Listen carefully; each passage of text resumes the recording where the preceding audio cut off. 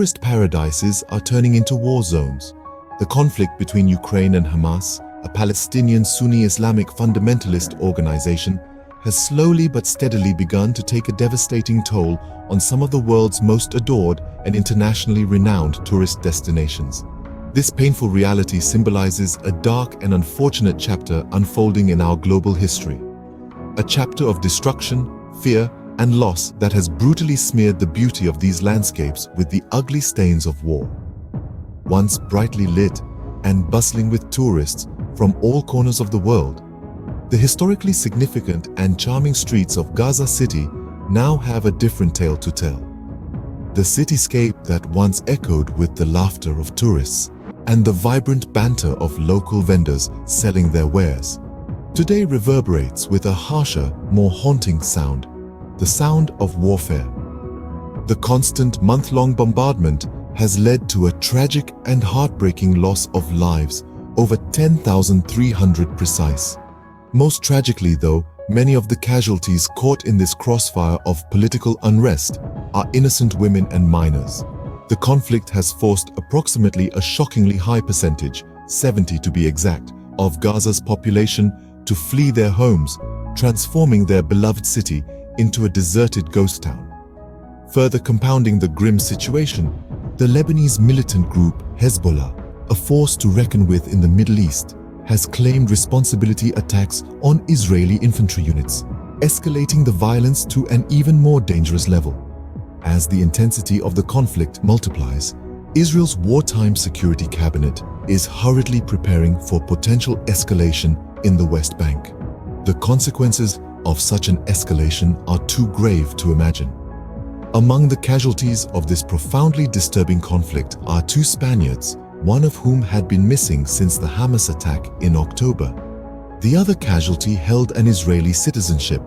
Ukraine, despite its own involvement in the conflict, has managed to evacuate 43 of its nationals from the Gaza Strip.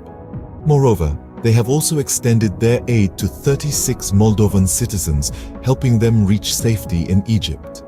Meanwhile, the group of 7 leading industrial democracies, commonly referred to as the G7, have announced a unified stance on the Israel-Hamas war. They are collectively condemning Hamas and supporting Israel's right to self-defense. Israel's Attorney General and State Attorney are working in close collaboration with police and military forces to investigate the Hamas attack and initiate legal proceedings against those involved in this act of terror. Despite the conflict, life attempts to carry on. The Israeli Justice Minister, Yariv Levin, will convene the Judicial Selection Committee today in an attempt to fill vacancies in the judiciary. The routine of normal life, trying to maintain momentum amidst the chaos of war. Yet, the dark, ominous shadow of the ongoing conflict looms large over these proceedings and the future of these nations. To sum up, the Ukraine-Hamas conflict has turned tourist hotspots into battlegrounds. This situation is far from simple, and it's much more than meets the eye. The picturesque landscapes, once teeming with visitors from all over the world, have now become a theater for war. The tranquil beauty of these spots, the echoes of laughter, lively chatter, all have been replaced by the deafening sounds of artillery and the chilling silence that follows. Ukraine's renowned tourist destinations like Kiev's St. Sophia's Cathedral, Odessa's Potemkin Stairs, or Lviv's Rynok Square, once bustling with life, now remain deserted. Conversely, the historically rich Gaza Strip, with its mosques, markets, and Mediterranean beaches, has been equally affected. The conflict has not just ravaged these physical structures, but it's torn apart the very fabric of these places, irrevocably altering their soul. Thousands of innocent lives have been lost in the crossfire, their dreams and hopes extinguished prematurely. Families have been torn apart, their homes demolished, leaving them with no choice but to flee for safety. Countless people have been displaced, forced to endure harsh conditions in refugee camps, awaiting a chance to return to their homelands. Where once the sound of chirping birds filled the air, now we hear the chilling whir of drone strikes. Where kids once played freely on the streets, now lies the wreckage of war. The very environment, once a sanctuary of peace and harmony, has been transformed into a grim testament to the savagery of conflict. The world has been a silent spectator to this unfolding tragedy, watching with a deep sense of dread and disbelief. The international community's response to the conflict, while unified in condemning the violence, has been seemingly ineffective in bringing about a resolution.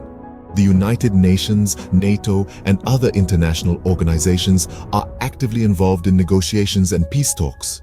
They have issued numerous statements condemning the violence, but these have failed to halt the war.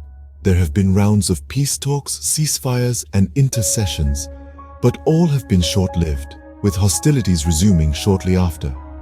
This has not been a war of choice, but a war forced upon the people by circumstances beyond their control. It's a war that has not just left scars on the land, but has also deeply wounded the hearts of its people. The psychological impact of the conflict, the trauma faced by the survivors, is as devastating as the physical destruction itself. Yet, amidst all this chaos, the human spirit refuses to bow down.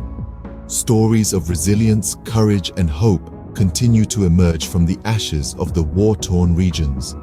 People are banding together, helping each other in these times of despair, proving that humanity is indeed capable of shining brightly even in the darkest of times.